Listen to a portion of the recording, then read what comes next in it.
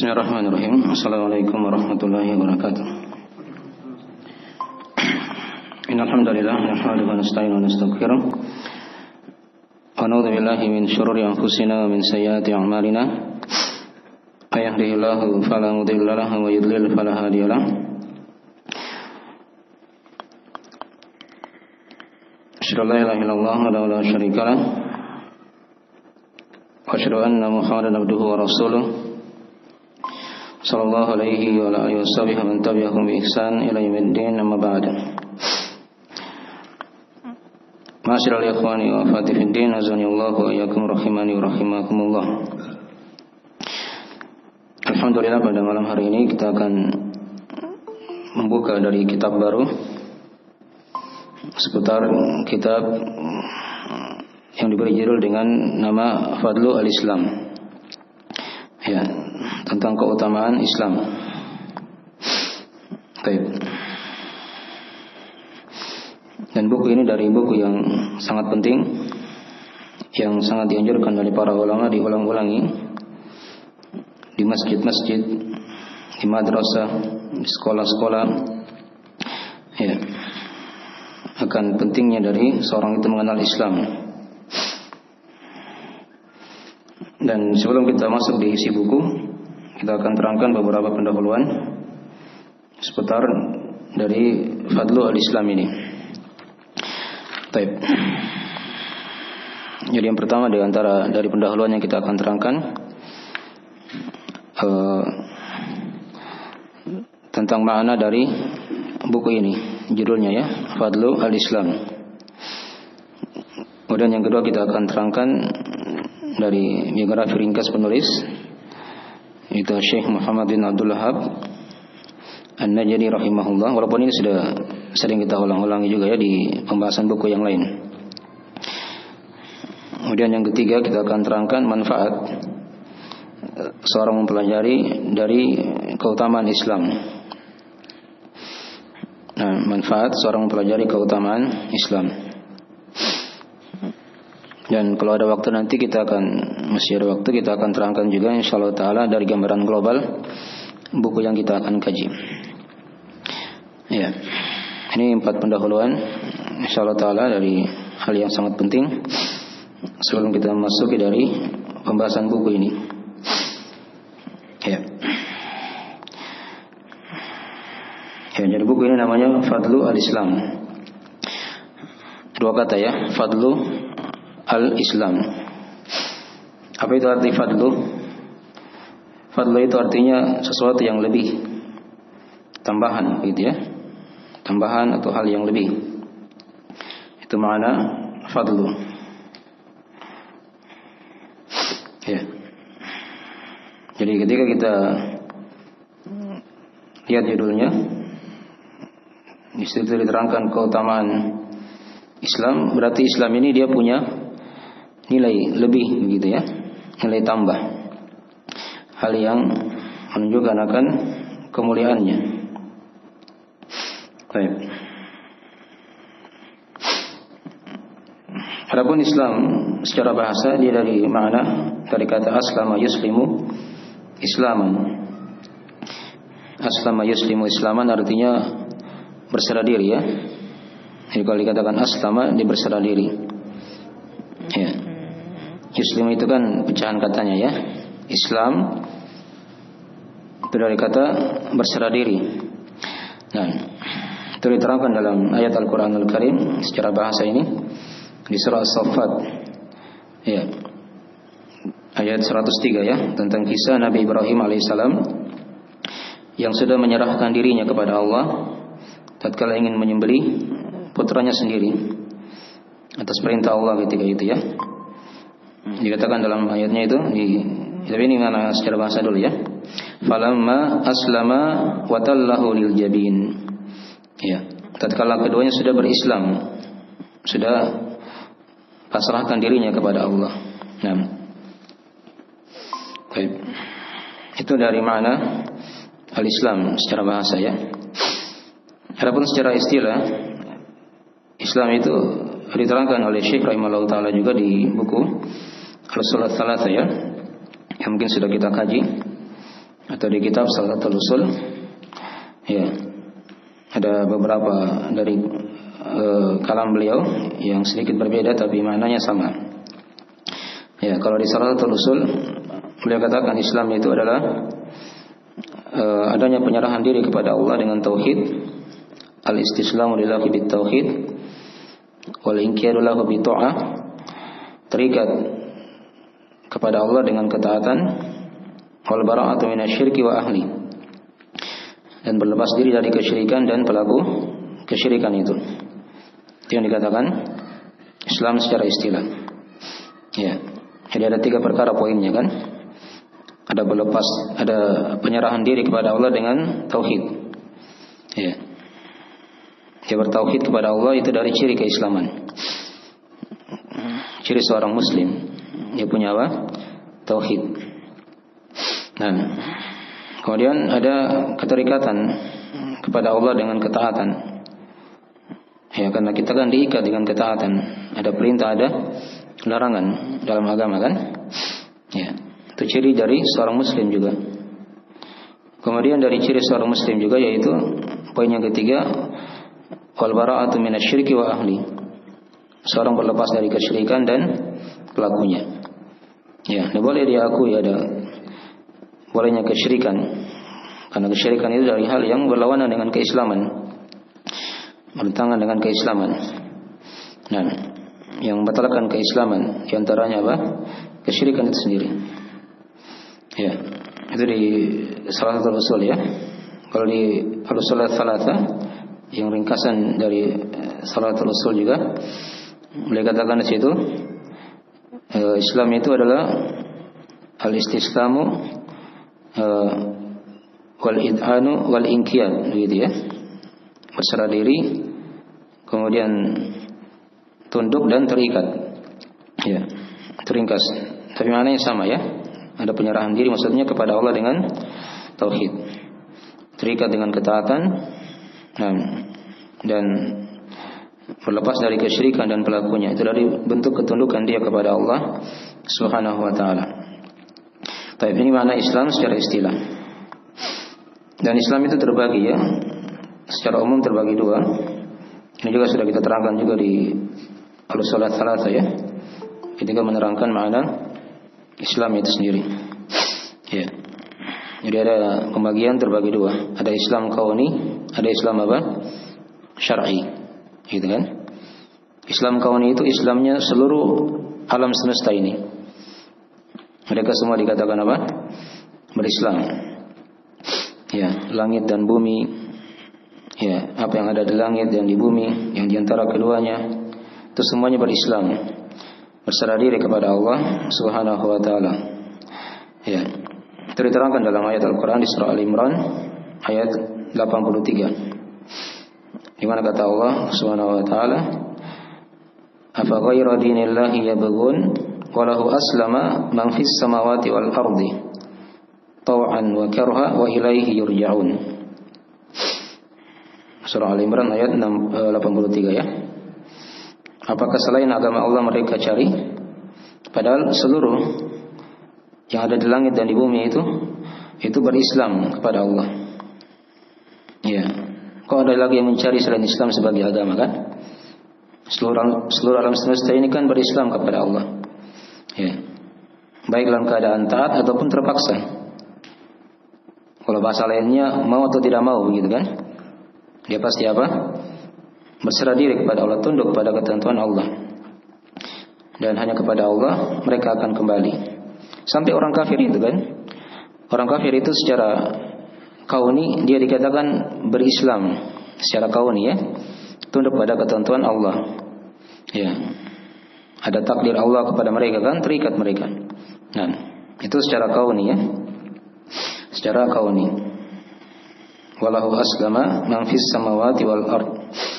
Ya, tapi di Islam kauni ini di sini tidak ada di situ penjelasan tentang pahala atau siksaan ya. Itu secara umum begitu. Tapi dari sisi yang lain, kadang seorang ketika dia menerima dari takdir Allah secara kauni, maka dia akan mendapatkan pahala dari sisi Allah Subhanahu wa taala. Baik. Itu pembagian yang pertama ya, Islam yang dikatakan kauni. Kemudian yang kedua ada namanya Islam syar'i. Ya, Islam syar'i. Ini yang terikat syariat ya. Dari Islam syar'i ini terbagi dua lagi di bawah. Ada Islam yang bermakna umum, ada Islam yang bermakna apa? Khusus. Ya. Jadi perhatikan kerangkanya kan. Islam misalnya kan, judul besarnya kan, terbagi menjadi dua. Ada kauni, ada apa? Syar'i. Di kauni tidak ada pembagian lagi. Nah, syar'i ini terbagi dua lagi di bawah. Gitu ya. Ada Islam umum. Ya, ada Islam apa? Khusus. Ya. Kita masuk di mana ini? Ya, apakah di kauni kah atau syar'i? Itu kan nanti akan jelas nanti. Agama yang kita anut ini kan Islam. Ya, kita bahas dulu ini ya. Jadi Islam syar'i terbagi dua lagi di bawah.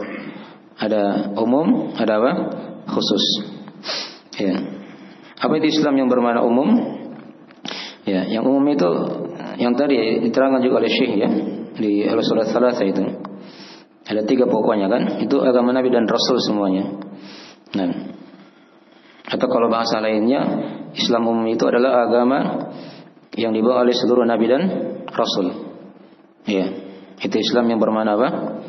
Umum. Intinya kan 3 tadi. Ada berserah diri dengan tauhid kepada Allah. Yang kedua apa? Tunduk dengan ketaatan, dia lakukan perintah dan larangan. Dan yang ketiga, dia berlepas diri dari kesyirikan dan pelaku kesyirikan. Itu Islam, fondasi Islam yang dibawa oleh Nabi dan Rasul seluruhnya, agama Nabi dan Rasul. Itu secara umum seperti itu ya. Jadi seluruh Nabi dan Rasul itu dikatakan Muslim, dikatakan Muslim.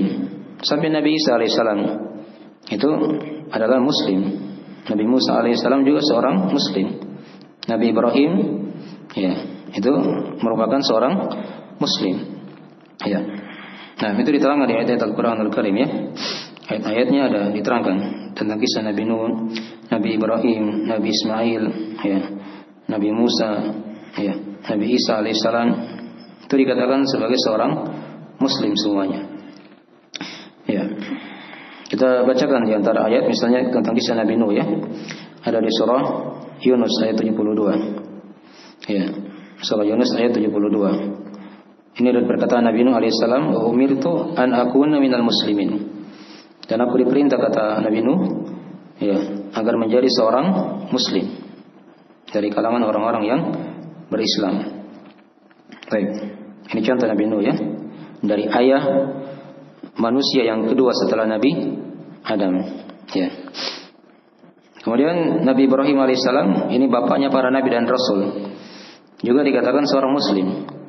Itu diterangkan di surah Al-Imran juga ayat 67. Kata Allah Subhanahu wa taala, "Ma kana Ibrahimu Yahudiyan aw Nasraniyan, Yahudiyan wala Nasraniyan, walakin kana hanifan muslima." Ya. Ibrahim itu kata Allah bukan Yahudi, bukan juga Nasrani. Ini jelas ya. Dinafikan dari Nabi Ibrahim. Beliau bukan agama Yahudi, bukan juga agama Nasrani. Bukan seorang Yahudi, bukan juga seorang Nasrani. Tapi kata Allah apa? Walakin kana hanifan muslima. Tapi beliau adalah hanif, lagi apa? Muslim. Nabi Ibrahim dikatakan seorang Muslim juga. Baik. Kemudian lihat para nabi dan rasul dari kalangan Bani Israel. Ya. Itu ada ayatnya dalam Al-Quran di surah Al-Maidah ayat 44. Ya. Inna anzalna Taurata fiha hudan wa nur. Yahkumu biha an-nabiyyuna alladzina aslamu. Ya, sampai situ ayatnya ya. Kalau ayatnya panjang, tapi sampai situ aja kita sisi pendalilannya. Kata Allah, semuanya kamilah yang telah menurunkan Taurat. Taurat ya.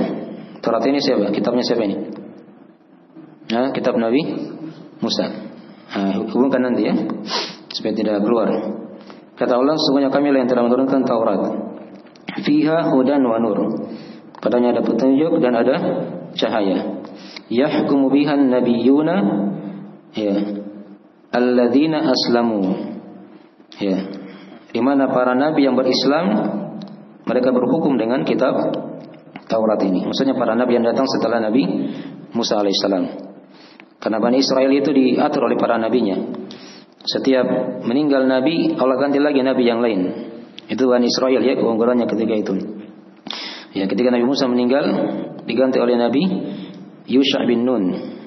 Terus ada yang ganti selalu sampai ke Nabi Isa alaihissalam. Tidak pernah putus.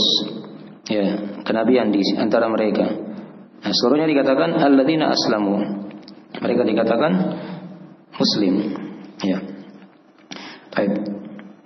Kemudian ada lagi contoh nabi dan rasul yang lain.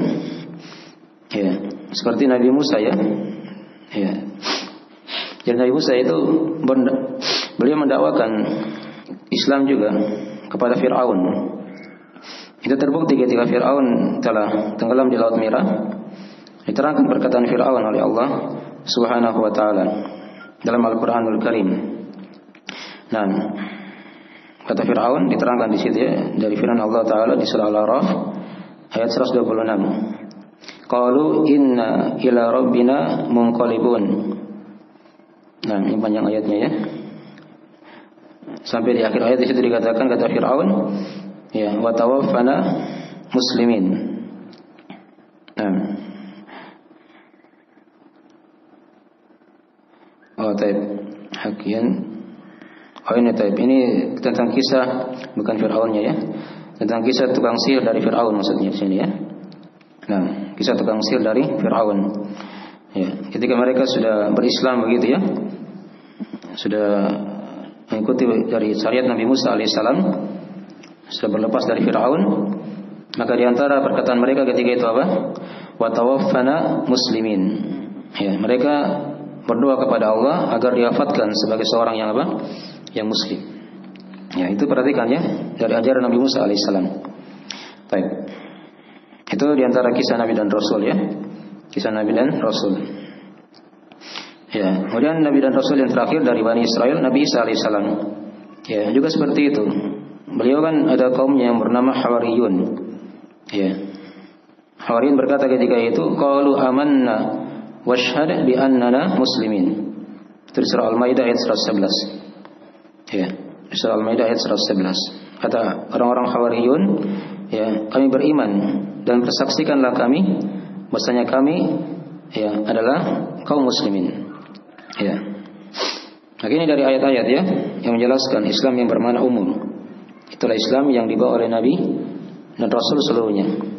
Intinya tadi 3. Ada tauhid, ada keterikatan dengan ketaatan, dan berlepas dari apa? Kesyirikan. Baik. Ada Islam yang kedua, dari Islam yang bermakna syar'i tadi itu, yaitu Islam yang bermakna khusus. Ya, Islam yang bermakna khusus. Inilah Islam yang dibawa oleh Nabi kita Nabi Muhammad sallallahu alaihi wasallam. Itu Islam yang bermakna khusus. Dari cabang Islam apa tadi? Syar'i. Jelas ya? Ya, jadi kita sekarang kalau ditanya masuk di Islam mana? Umum atau khusus? Atau kauni? Ya, Islam khusus. Kalau yang lebih rincinya kan begitu kan? Walaupun semuanya kita kan masuk juga dari ketentuan Allah dalam Islam kauni. Tapi lebih khususnya itu adalah kita masuk di Islam yang khusus. Ya, dari agama yang Nabi bawa, yang Nabi Muhammad SAW bawa ya untuk kita. Baik. Makin dari apa? Pembagian Islam ya secara ringkas ya. Jadi nanti sudah tergambar sekarang di sini. Jadi kalau kita bahas di sini kitab Fadlul Islam, keutamaan Islam, maka dia arahnya kepada Islam yang apa? Yang khusus, gitu kan? Bukan Islamnya Nabi dan Rasul yang kita bahas ini, tapi Islamnya kita, gitu kan? Islamnya Nabi Muhammad SAW yang beliau bawa untuk kita. Itu yang akan didalami sekarang. Ya, yang akan didalami. Jelas ini ya? Baik. Mungkin dari gambaran global, dari mana judul buku ini? Fadlu al-Islam. Baik. Pendahuluan yang kedua kita akan terangkan secara ringkas dari biografi penulis rahimahullah taala, yaitu Syekh Muhammad bin Abdul Wahhab. Ya, ini mungkin sudah kita ulang-ulang ya berapa kali. Setiap kita baca bukunya kita terangkan juga dari biografinya. Ada yang sudah kita selesaikan kan buku apa? Al-Ushul Ats-Tsalatsa. Ada juga Ma'na la ilaha illallah. Ada Talqin Usul Al-Aqidah. Itu 3 buku beliau sudah kita bahas ya. Ya. Walaupun di Sulawesi kita bahas ringkas 3 kali pertemuan kemarin. Ya. Tapi ada juga sudah kita bahas juga di mana la ilaha illallah dan talqin usul al-aqidah. Semua dari karangan Syekh Muhammad bin Abdul Wahhab rahimahullahu taala. Ya. Jadi beliau nama lengkapnya adalah Syekh Muhammad Imam Al-Mujaddid Syekh Muhammad bin Abdul Wahhab bin Sulaiman bin Ali At-Tamimi An-Najdi. Ya, kalau dipanjangkan begitu ya. Muhammad bin Abdul Wahhab bin Sulaiman bin Ali ya At-Tamimi An-Najdi. Nah, beliau lahir di Uyainah pada tahun 1115 Hijriah. Ya, 1115. Ya, gampang diingat ya, 1115. Ya. Hijriah ya, bukan Masehi. Kita hitung Hijriah. Nah, Uyainah itu di pertengahan dari Saudi Arabia sekarang ya. Nah, ada kota di situ, kota Uyainah. Nah, dan beliau dari ulama yang hidup di tengah keluarga ilmu. Karena ayah beliau, kakek beliau itu semua dari para ulama. Paman beliau juga dari orang-orang yang berilmu ketika itu. Jadi dididik di rumah ketika itu ya. Dan terlihat hasilnya ketika beliau mencapai 10 tahun, ya beliau sudah hafal Al-Qur'anul Karim. Sudah menghafal apa? Al-Qur'anul Karim. Nah, dan mulai mempelajari ilmu di ulama di negerinya begitu. Itu metode ulama ya, belajar hafal Al-Qur'an dulu, baru dia cari guru yang dekat di situ dulu. Gitu kan? Yang dekat di situ. Belum terlalu kesana kesini, belum jauh. Ya, di Uyainah. Setelah itu baru pindah ke cari lagi di negeri-negeri yang sekitarnya, misalnya di Mekah, di Madinah. Ya, sampai beliau ke Basra juga ketika itu di Irak ya. Ya, menjumpai dari para ulama yang masih hidup ketika itu. Akidah beliau adalah akidah as-salaf, ya as-salih ya. Nah, sama dengan akidah dari para sahabat, para tabi'in dan tabi'in. Nah, baik. Adapun mazhab beliau dalam bidang fikih, ya dimaklumi ya, secara umum itu di Saudi itu mazhabnya adalah Hambali. Kalau kita kan Indonesia apa? Mazhab Syafi'i begitu ya. Di sana itu Hambaliyah begitu ya, dari mazhab Imam Ahmad bin Hanbal rahimahullah. Tapi tidak terikat dengan mazhab ya. Beliau katakan di sebagian bukunya, ya, kami tidak terikat dengan madhab. Jika ada misalnya hadis yang sahih, maka kami ikuti itu. Ya, walaupun di madhab kami misalnya berbeda. Dan itu juga yang dikatakan oleh Imam Syafi'i rahimahullah taala. Kata beliau kan, idza sahal hadis, fahuwa madhabi. Kata Imam Syafi'i, jika hadis telah sahih, maka itulah apa? Madhabku. Dipahami ya? Baik. Jadi para imam itu mereka tidak didik pengikutnya untuk taklid pada mereka ya. Imam Syafi'i, Imam Ahmad, Imam Malik itu tidak didik mereka dengan tidak dididik untuk taklid. Ya. Artinya kalau ada hadis yang sampai dan mereka belum sampai itu hadis, maka amalkan hadis. Dahulukan apa? Hadis itu. Ya. Jangan ikuti dia. Tapi kita ikuti apa? Hadis. Dan itu sudah dikatakan oleh mereka semuanya. Ya. Dipahami ya? Hanya metode dalam mempelajari fikih itu kadang seorang butuh untuk masuk di madhab agar dia bisa lebih memahami fikih itu dengan bagus. Nah, tapi dia tidak taklid dengan madhab ya, tidak terikat dengan madhab. Dan itu juga yang dikatakan oleh Syekh Muhammad bin Abdul Wahhab rahimahullah taala. Nah, baik. Ya, panjang kisah beliau rahimahullah taala. Kalau diceritakan dari kisah dakwah beliau, ya, dan dimaklumi ketika itu di Najd, ya, banyak tersebar dari kesyirikan kepada Allah, orang-orang menyembah kuburan, ya, beliau dakwai. Nah, bahkan saking kerasnya dakwah ketika itu, beliau sampai hampir dibunuh, ya, hampir-hampir beliau dibunuh oleh orang-orang yang memusuhi dakwah tauhid itu, ya, ketika itu ya. Nah, dan di negeri kita itu juga mirip-mirip ya. Ada yang masih agungkan kuburan, minta-minta di kuburan. Itu dari kesyirikan kepada Allah Subhanahu wa taala. Maka tegakkan dakwah tauhid di situ. Disebarkan dakwah tauhid agar mereka bisa mendengarkannya atau memahaminya. Kalau Allah berhidayah kepada mereka. Baik. Jadi keras sekali dakwah ketika itu ya. Perlawanan dari orang-orang musyrik yang tidak menyukai dari dakwah beliau rahimahullah taala. Sampai beliau dipertemukan. Beliau setelah belajar ke berbagai daerah begitu di negeri Saudi, di luar juga, beliau ke negerinya, pulang ke Yainah. Di situ beliau malah tidak diterima oleh pemimpin di situ.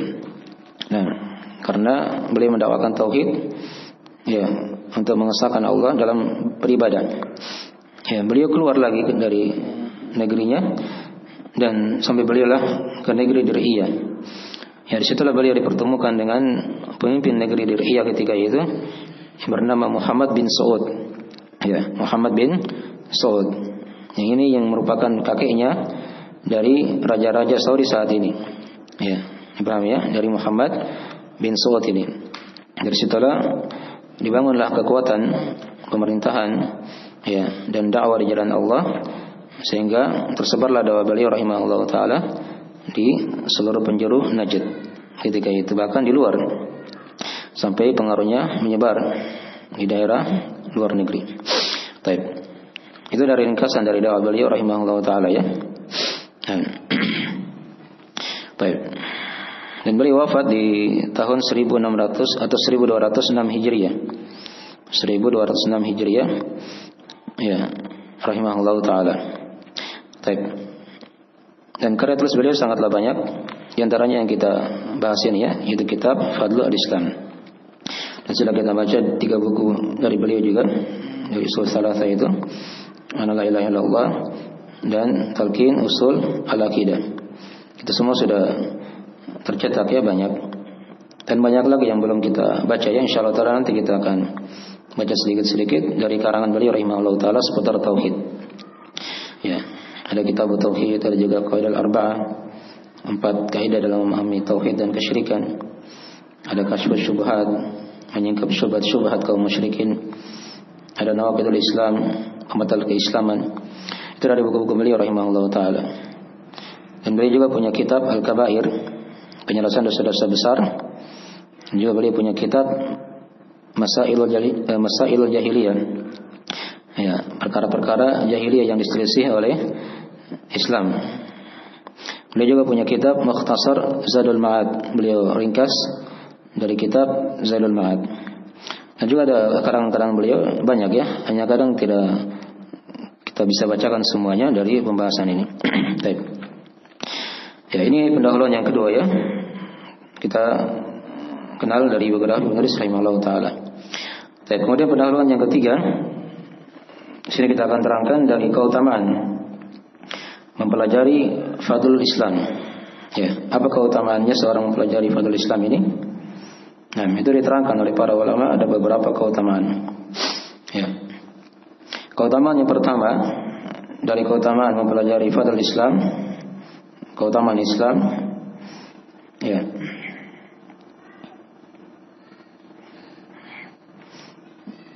yang pertama, agar seorang itu dia punya kekuatan dalam mengikuti Islam ini, mengikuti tuntunan Rasulullah SAW. Karena di buku ini akan diterangkan di sini masalah akidah dan manhaj, metode dalam beragama. Bagaimana cara kita beragama di sini akan diterangkan oleh beliau rahimahullah taala. Agar seorang itu punya kekuatan dalam beragama. Dia bukan orang yang bimbang, yang sering ragu baru ada sedikit fitnah goyang lagi, gitu kan? Ada sedikit kejelekan, itu mungkin bagus. Tidak Ini diantara hikmahnya. Kita mempelajari buku keutamaan Islam ini agar kita punya kekuatan dalam beragama. Kita pegang teguh agama Islam ini. Kemudian yang kedua diantara dari manfaat seorang mempelajari agama Islam atau buku ini Fadlul Islam, yaitu dengan hal itu seorang akan mudah dia bisa istiqomah ya di atas keislaman ini. Nah, agar dia bisa mudah istiqomah di atas keislaman. Nah, kemudian yang ketiga di antara keutamaan juga seorang mempelajari fadhil Islam ya, maka dia akan mudah untuk menjauhi bid'ah ya, menjauhi perkara-perkara baru dalam agama. Dan nanti di buku ini kita akan terangkan nanti insyaallah taala dari uraian beliau pembahasan seputar bid'ah. Apa itu bid'ah? Ya, bahaya bid'ah apa? Itu akan diterangkan nanti oleh beliau rahimahullah taala. Ya. Nah. Baik, itu diantara dari keutamaannya, sebagian keutamaan dari mempelajari fadlu al-Islam ini. Apa tadi yang pertama? Harus seorang mempunyai apa? Kekuatan. Dia punya kekuatan berpegang teguh dengan agama Islam. Ya, karena sekarang ini banyak kaum muslimin ya, hanya namanya muslim saja, tapi gampang terombang-ambing dengan apa? Kejelekan yang masuk dari orang-orang barat, misalnya orang kafir. Ya, mereka tidak sadar dimasuki oleh orang-orang kafir itu lewat pemikiran misalnya atau gaya hidup. Ada yang terlihat ya. Ya, ada yang terlihat. Nah, yang kedua tadi apa? Di antara keutamaan ya, agar seorang itu bisa istiqomah di atas agama. Nah, yang ketiga tadi apa? Agar dia bisa lebih menjauhi bid'ah itu, kejelekan-kejelekan. Ya, yang merupakan lawan dari sunnah Nabi Sallallahu Alaihi Wasallam. Ya, kalau buku beliau yang lain seperti di Kitab Tauhid nanti kita akan baca juga, itu agar dia bisa mudah menjauhi kesyirikan yang merupakan lawan dari tauhid. Nah, ini kan kalau pada Islam ini dia fokusnya ke sunnah Nabi, begitu ya, yang merupakan lawan dari apa? Bid'ah itu. Baik. Ini dari pembahasan keutamaan ya dari seorang mempelajari fadlu al-Islam. Baik. Mukadimah yang keempat kayaknya belum bisa kita bahas ya. Sudah jam 7. Ya, tentang gambaran global buku ini, dan nanti kita akan bahas insyaallah taala di pertemuan berikutnya insyaallah taala. Ya, 2 kali sepekan kita talim ya insyaallah taala, mudah-mudahan bisa cepat selesai. Ya. Ada yang ditanyakan dari pelajaran? 1 2, silakan.